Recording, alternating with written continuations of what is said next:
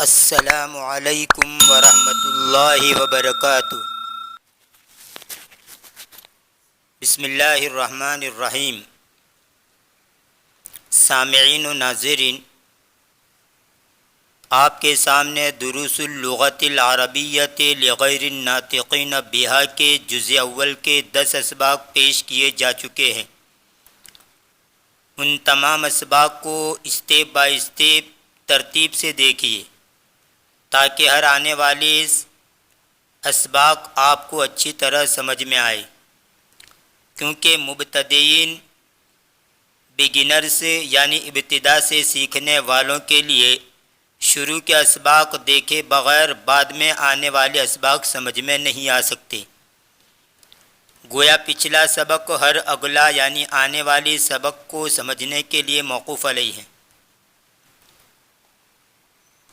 ان تمام اسباق کی پلے لسٹ سے بنام دروس اللغت العربیہ لغیر الناطقین بہا کریٹ کی ہوئی ہے، اس میں جا کر دیکھ لیجئے۔ ایڈوانس لیول کی عربی سیکھنا چاہتے ہیں تو آپ اس چینل کی پلے لسٹ میں جائیے، جس میں آپ کو القراءۃ الراشدہ جزء اول اور جزء ثانی، کامل کیلانی کی کتاب عربی کتاب چونکا اردو ترجمہ، دلچسپ حکایتیں عربی خطوط اردو ترجمے کے ساتھ، اقوال زرعی عربی بول چال، چھوٹے چھوٹے عربی جملے وغیرہ ملیں گے۔ اب آئیے 11واں سبق شروع کرتے ہیں۔ بسم اللہ الرحمن الرحیم۔ الدرس الحادی عشر، 11واں سبق۔ بیتی میرا گھر، یہ بیت مضاف ہے اور یا مضاف الیہ ہے، اور مضاف الیہ مل کر کے مرکب اضافی کہا جائے گا۔ ھذا بیتی، یہ میرا گھر ہے۔ بیتی امام المسجد، میرا گھر مسجد کے سامنے ہے۔ بیتی جمیل، میرا گھر خوبصورت ہے۔ فیہ حدیقۃ صغیرۃ، اس میں چھوٹا باغ ہے۔ بستان کا معنی بھی باغ ہوتا ہے اور حدیقۃ کے معنی بھی باغ، لیکن بستان بڑے باغ کو کہا جاتا ہے، اور حدیقۃ جو ہمارے گھروں کے سامنے چھوٹا سا باغ بنا ہوا ہوتا ہے اس کو عام طور پر حدیقۃ کہا جاتا ہے۔ فیہ حدیقۃ صغیرۃ، اس میں چھوٹا باغ ہے۔ حدیقۃ صغیرۃ یہ مرکب توصیفی ہے، حدیقۃ موصوف ہے اور صغیرۃ اس کی صفت ہے، اور موصوف صفت مل کر کے مرکب توصیفی کہا جاتا ہے۔ ہذہ غرفتی، یہ میرا کمرہ ہے۔ اوپر ھذا بیتی میں ھذا اس لیے آیا تھا کہ بیت مذکر ہے، اور یہاں پر ھذہ مؤنث اس لیے آیا کہ غرفۃ مؤنث ہے۔ ھذہ غرفتی، یہ میرا کمرہ ہے۔ فیہا نافذۃ کبیرۃ ومروحۃ جمیلۃ، اس میں ایک بڑی روشن دہ اور ایک خوبصورت پنکھا ہے۔ اوپر فیہ حدیقۃ صغیرۃ میں فیہ یہ ہو کی ضمیر آئی تھی، اس لیے کہ اس کا مرجع یعنی جہاں وہ لوٹتی ہے وہ بیتون ہے جو مذکر ہیں، اور یہاں پر فیہا میں ہا کا مرجع یعنی جہاں پر یہ ہا لوٹتا ہے وہ غرفتن ہے، اور یہ غرفتن مؤنث ہے، اس لیے ہا کی ضمیر آئی۔ ھذا سریری وھذا کرسی وھذا مکتبی، یہ میری چارپائی ہیں یا میری پلنگ ہیں، اور یہ میری کرسی ہے اور یہ میری میز ہیں۔ ساعتی و قلمی و کتابی علی المکتب، اور میرا قلم اور میری کتاب میز پر ہیں۔ و حقیبتی تحت المکتب، اور میرا بیگ میز کے نیچے ہیں۔ تحت کا معنی نیچے، فوق کا معنی اوپر، تحت کا معنی نیچے، اور امام کا معنی اور قدام، ان دونوں کا معنی سامنے، اور خلف اور وراء، ان دونوں کا معنی پیچھے۔ تو فوق اوپر، تحت نیچے، امامہ اور قدام سامنے یا آگے، اور خلف اور وراء اس کا معنی پیچھے۔ وحقیبتی تحت المکتب، اور میرا بیگ میز کے نیچے ہے۔ نافذۃ غرفتی مفتوحۃ، میرے کمرے کی روشن دہ یا میرے کمرے کی کھڑکی کھلی ہوئی ہے۔ یہ غرفتی مرکب اضافی ہے، اور پھر مرکب اضافی ہو کر پھر واپس نافذۃ جو ہے اس کا مضاف الیہ بنے گا۔ ہذہ غرفۃ اخی، یہ میرے بھائی کا کمرہ ہے۔ یہاں پر بھی یہی بات کہ اخی یہ مرکب اضافی ہے، اور پھر مرکب اضافی ہو کر کے غرفتن کا مضاف الیہ بنے گا۔ وتلک غرفتی، اور وہ میری بہن کا کمرہ ہے۔ غرفت اخی کبیرۃ، میری بھائی کا کمرہ بڑا ہے۔ وغرفت اختی صغیرۃ، اور میری بہن کا کمرہ چھوٹا ہے۔ غرفت امی امام غرفتی، میرے بھائی کا کمرہ میرے کمرے کے سامنے ہے۔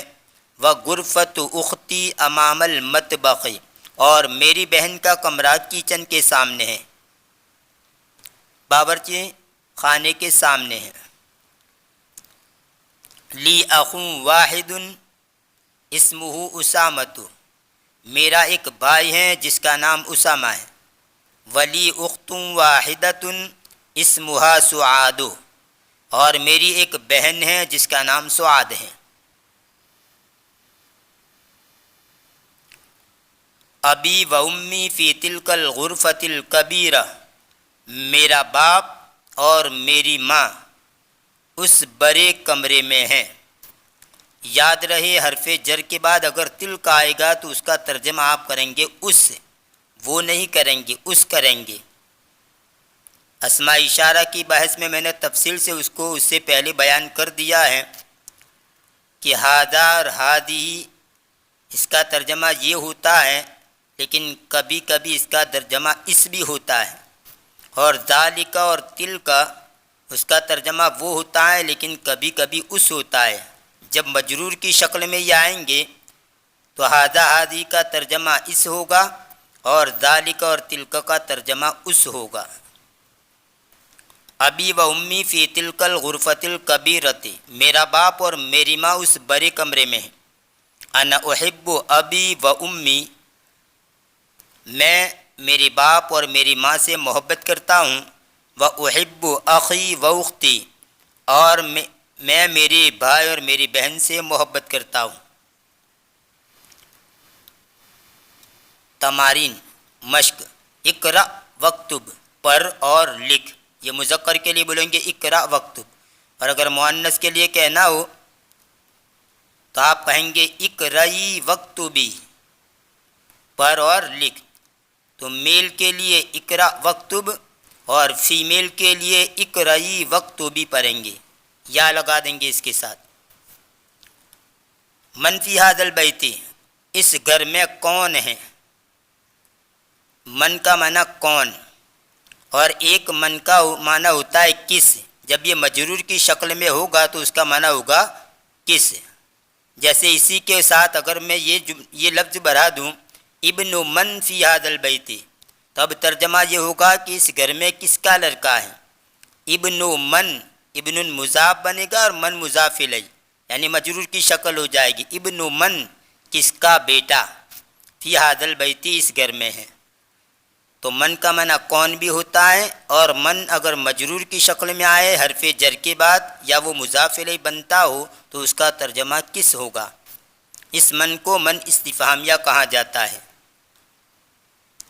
اور ایک ہوتا ہے من موصولہ۔ من موصولہ ہو تو اس کا ترجمہ ہوتا ہے وہ جو کہ۔ یہاں پر یہ ترجمہ بھی آپ کرنا چاہے تو کر سکتے ہیں، جیسے من فی ھذا استفہامیہ جملہ ہوگا تو لہجہ بدلنا پڑے گا، اور اگر من موصولہ مراد لیں گے تو پھر لہجہ الگ رہے گا۔ جیسے یہاں پر یہ من استفہامیہ اگر ترجمہ کرنا ہو تو آپ لہجہ بولیں، لہجہ اس طرح کریں گے، من فی ھذا البیت، اس گھر میں کون ہے، فیہ حامد، اس میں حامد ہیں۔ لیکن من موصولہ کا ترجمہ کرنا ہو تو آپ اس طرح کہیں گے، من فی ھذا البیت، وہ شخص جو کہ اس گھر میں ہے۔ لیکن یہاں پر کیونکہ آگے کویشچن مارک ہیں اس لیے یہ من استفہامیہ ہے۔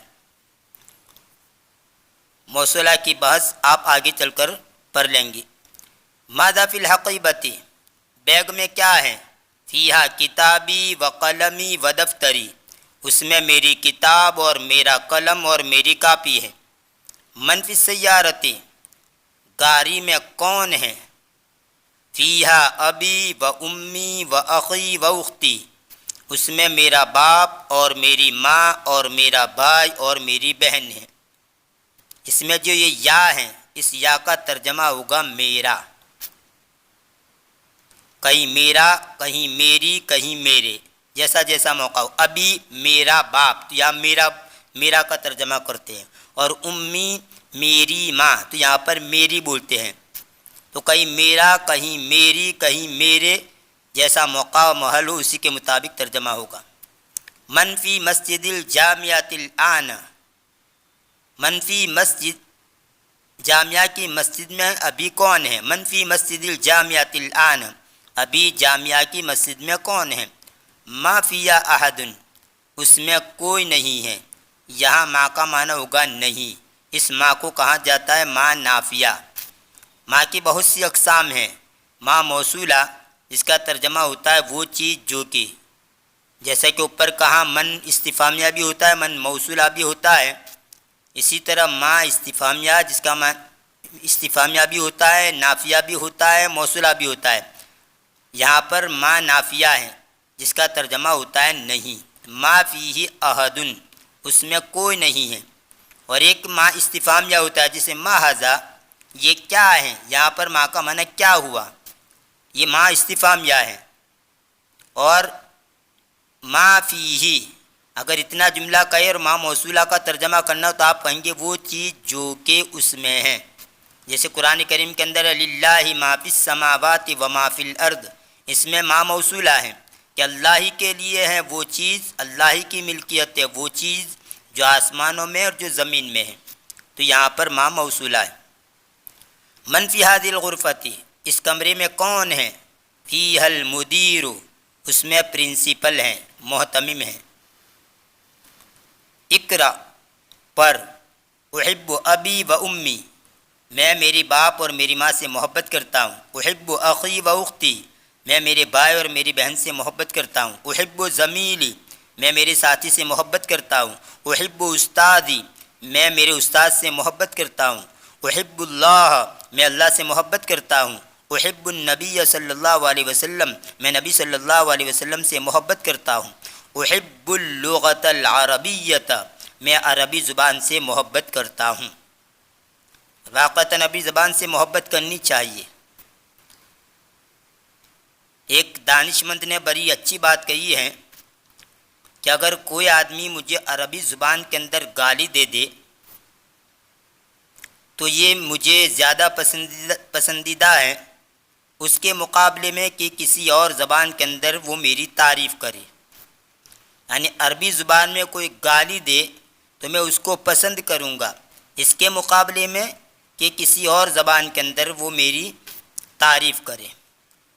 اس کا مطلب یہ نہیں ہے کہ وہ گالیاں پسند کرتے ہیں، کہنا یہ چاہ رہے ہیں کہ عربی زبان اتنی میٹھی ہے اور اتنی بہترین اور شیریں ہے کہ اس عربی زبان کے اندر گالی کے جو الفاظ ہیں وہ بھی آدمی سنتا ہی رہ جائے، اتنے اچھے لگتے ہیں بنسبت دوسری زبان کے۔ احب اللغۃ العربیۃ، میں عربی زبان سے محبت کرتا ہوں۔ یہ تھا آج کا ہمارا سبق نمبر 11۔ انشاءاللہ آنے والی ویڈیو کے اندر اس کتاب کا سبق نمبر 13 آپ کے سامنے پیش کیا جائے گا۔ اگر ویڈیو پسند آیا ہو تو لائک کیجئے، زیادہ سے زیادہ شیئر کیجئے۔ اس چینل کو سبسکرائب کر کے چینل سے جڑ جائیے، بیل آئیکن کو بھی ضرور پریس کیجیے تاکہ جب بھی میں نئی ویڈیو اپلوڈ کروں سب سے پہلے آپ کو اس کی نوٹیفیکیشن موصول ہو۔ ملتے ہیں اگلی ویڈیو میں، دعاؤں میں یاد رکھیے۔ فی امان اللہ، الی اللقاء۔